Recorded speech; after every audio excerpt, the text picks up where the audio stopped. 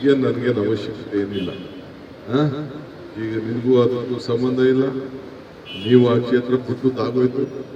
ನಿಮಗೂ ಅದಕ್ಕೆ ಆಯ್ತು ಮಾಡೋದು ಅವಕಾಶ ಇದ್ದಾಗ ಮಾಡ್ಬೇಕಾಯ್ತು. ಅವಕಾಶ ಇದ್ದರೆ ನಿಮ್ಗೆ ಮಾಡೋಕ್ಕಾಗಿಲ್ಲ. ನಾವೇನು ಒಳ್ಳೇದು ಮಾಡಬೇಕು. ಇಲ್ಲಿ ಹೇಳ್ತೀನಿ ಕೇಳಿ, ಯಾವ ಊರನ್ನು ಒಕ್ಕಲೆಬ್ಬಿಸುವಂತ ಪ್ರಶ್ನೆ ನಾನು ಮಾಡುವುದಿಲ್ಲ.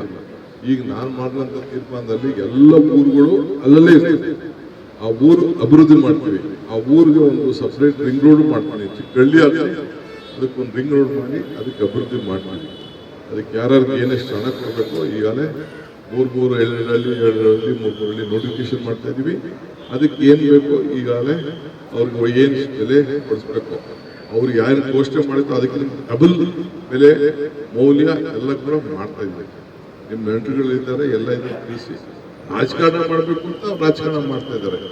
ಪಾಪ ಯಾವತ್ತು ಅದೇ ಮೊನ್ನೆ ಹಾಸನ್ ಅವರೆಲ್ಲ ಬಂದಿದ್ರು. ಪಾಪ ಅವ್ರ ಪರಿಸ್ಥಿತಿ ನಾನು ಕೇಳಿದೆ. ಈಗ ಯಾಕೆ ಹಾವೇರಿ ಇಲ್ಲಿ ಟೌನ್ ಪಕ್ಕ ಯಾಕೆ ವಿಚಾರ ಮಾಡಿಸಿದ್ರು?